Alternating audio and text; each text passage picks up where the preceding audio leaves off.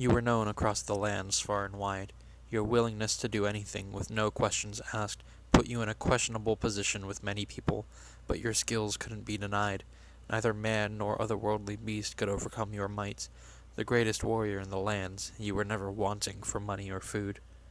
It was a day like any other, shortly after killing a debtor who had fled from his dues, that you were approached. The sound of swift hoofbeats put you on guard, though the slight jingle that came from the carriage told a different story. Curious, you wiped the blood off your blade and turned toward the source of the noise. It was a carriage like you'd guessed, though far more ornate than any you'd seen before. Its edges were lined with gold, the walls were made of a lighter wood not available anywhere near these forests, and the driver wore an elaborate outfit compared to the cloth dregs that most others wore. Even the horses were decked out in shining harnesses, with flowers braided into their manes. They approached you through the center of the forest, moving at a dangerous pace, with all the roots around that could trip them up. The driver remained steadfast, however, his gaze tracking you as you moved toward the path through the woods. You sheathed your blade. The carriage slowed to a stop at your side. The driver seemed frazzled, leaving you wondering who had requested such a breakneck ride. A glance at the covered windows showed you would not earn your answer that way. "You are the unquestioning knight, yes?" the driver asked. You gave a single nod. "You carry gold, yes?" Your mind equated rich with gold, which, in your line of work, was a necessary equation to make.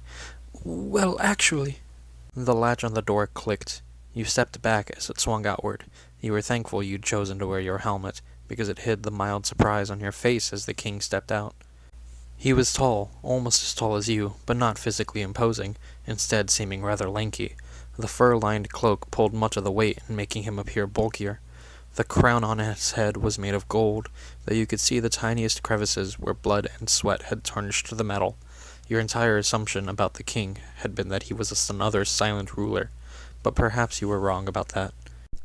"You know who I am." It wasn't a question, but rather a statement to the king. "Of course. No questions, correct?" You nodded. "Half of the payment up front." "And what shall that be? A pile of gold? A heart for my forest? Or do you long for something more?" "What do you wish me to do, your highness?"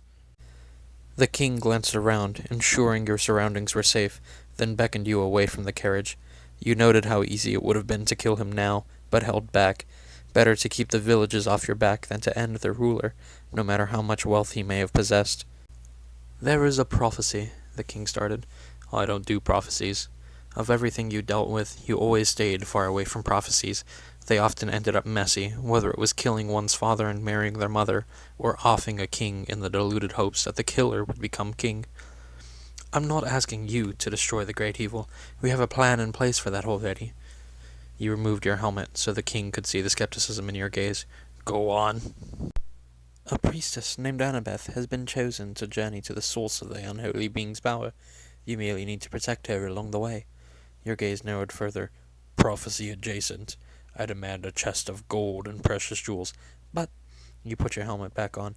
"My price has been stated. Half of it before we depart, and the rest upon our return." "There's more." "I don't need to know," you insisted. "Yes, you do." You glanced at the king. There was now desperation visible in his eyes, a hint of something greater underlying this entire situation. You ordinarily never pried, but in a situation such as this, you had no choice but to press the subject. "What?" "I will tell all in the carriage." The priestess was young, only 15 years of age from what you had been told, yet, according to the rest of her group, she was the most capable for such a mission such as this. Whether it was her constant effervescence that kept the gloom of the world at bay from her thoughts, or the inherent strength of her mind and soul, you knew not. All you knew was that she was your charge. The journey across the lands was slow and laborious, though your choice of steeds was always among the greatest in the lands. The requirement for both of you to be on a single horse complicated matters. Across the days, you journeyed through villages and the countryside alike, visiting the citizens of the kingdom so the priestess could reassure them of their impending freedom. You kept your nose out of it, wanting to remain as distant from the prophecy as possible. You were already tangled up too far in it, though there was no avoiding this one. She always tried to talk with you whenever you were riding. Her voice was far too sweet. She had to have known what she was getting herself into. Yet there was no sense of fear or regret as she headed off to fulfill the prophecy. She was just as eager to end the threat as a dog was to gobble up a meal, it seemed. You never talked back, though you listened. You hung onto every word, realizing these could be the last ones anyone heard from her. You gave her an ear that you weren't certain anyone else ever had. When your journey neared the halfway point, you couldn't remain quiet anymore. Your responses started simple, grunts or nods or single words, yet the more you spoke with the priestess, the more you warmed up and the more you opened up.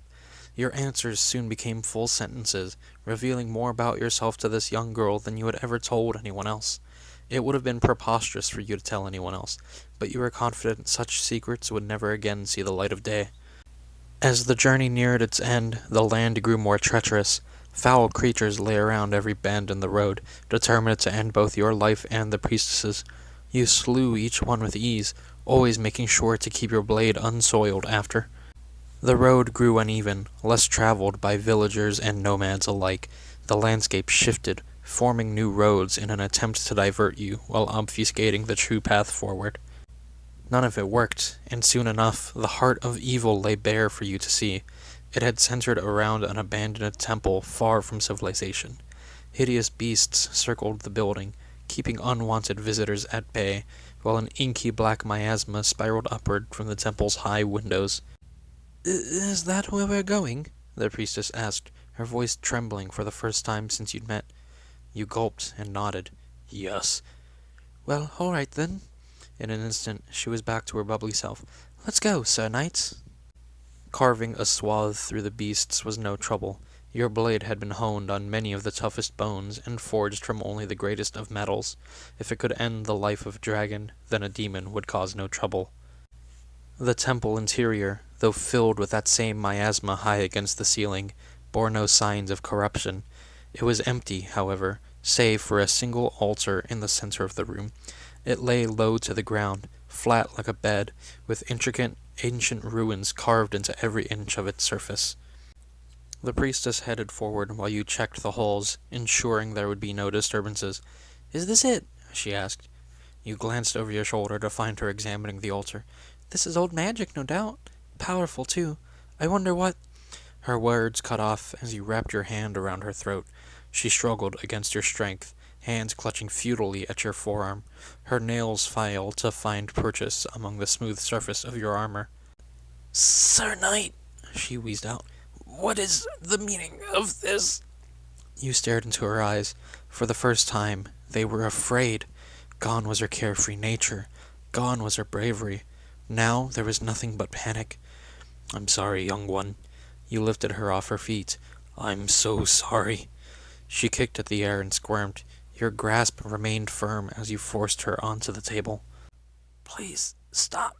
The prophecy will be fulfilled here," you finished. You removed your helmet with your other hand, allowing her to see your eyes one final time. "It should not have been you. It should never have been you." You saw her eyes widen as the dagger emerged from its place at your waist. The blade was jagged, lined with runes that responded to those upon the altar. As the two found each other's presence, the runes began to glow. "No," the priestess struggled, but was unable to escape your grasp. "This isn't it. Please." Tears welled up in the corners of her eyes. "I'm supposed to be the savior." "And you will be." You raised the blade high. "I will make certain your name alone is remembered as the one who saved all the lands."